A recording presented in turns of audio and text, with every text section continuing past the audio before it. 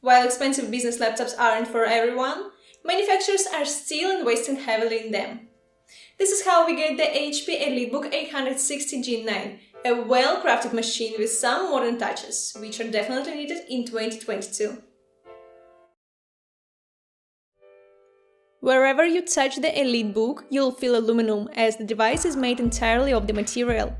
This keeps it lightweight and durable, as it weighs only 1.76 kilograms and has a profile of 19.2 millimeters, which is great considering the large 16-inch display on the front. The laptop feels even thinner thanks to the rounded edges and corners. Durability is good, as both the lid and the base remain mostly flex-free. Opening the laptop reveals the base with all its goodies. There is a fingerprint reader below the numpad, which is a must-have for any self-respecting office laptop of this size. The keys have long key travel and clicky feedback, which makes it great for typing. The backlight and spill resistance further increase the usability during the night, and if you're particularly clumsy with drinks. The touchpad, however, could use some more work, as our current unit skips all over the place. On the sides, we see the ports, with the left housing 2 Thunderbolt 4 ports, one 5GB full-sized USB port and an HDMI 2.0 port. The right side keeps an audio jack, one more USB port of the same speed, and an optional SIM card slot. There are 3 display options, all with a 1200p resolution, but they differ when it comes to maximum brightness. With a Full HD Plus resolution and a 16:10 aspect ratio, you'll fit every app you need at once, which is good for any self-proclaimed productivity master. The 16-inch panel reaches 509 nits of brightness, which is fantastic, while a high contrast ratio of 17:42:1 means deep blacks, which will make looking at text and tables easier on your eyes. For the more creator-inclined users, the display covers 92% of the sRGB gamut, while reaching a Delta value of only 1.2 with our design and gaming profile, which you can purchase in the description along with our other display profiles. The laptop uses a 76 Wh battery pack, which lasts for 23 hours of web browsing or 13 hours and 31 minutes of video playback when paired with the Core i7-1255U. While these tests are conducted without any other apps opened, we think that the laptop will endure a whole day of work with no problems.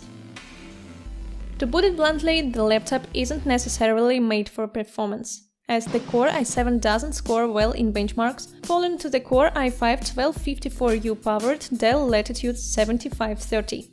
The EliteBook is also available with a bunch more Alder Lake CPUs, both from the U series and the P series, including the most powerful i7-1280p model. Looking at the cooling and stress test results, and you'll clearly see why the gap in performance exists. The CPU is kept in check by a single heat pipe and one fan, which isn't exactly a recipe for success. It spikes up quite quickly, going as high as 3.23 GHz, however only for about 30 seconds, after which clock speeds drop down to below 2.0 GHz and the wattage hovers around the base 15 watts. However, if you don't use the laptop for long heavy loads like video editing, chances are that you won't notice that. In terms of comfort, the EliteBook does perfectly, as the base temperature doesn't go over 38 degrees Celsius, while the single fan can't get loud enough, even if it wants to. We are really excited to check out the EliteBook on the inside, as most office devices seem to forgo upgradability. However, here we have 2 SATA slots that feed DDR5 memory. You can equip up to 64 GB, which is nice. For storage, there is only one M.2 slot, which works with both Gen 3 and Gen 4 SSDs. For those of you who want to see how to take apart the EliteBook 860 Gen 9, we have a special teardown video which we'll link in the upper right corner.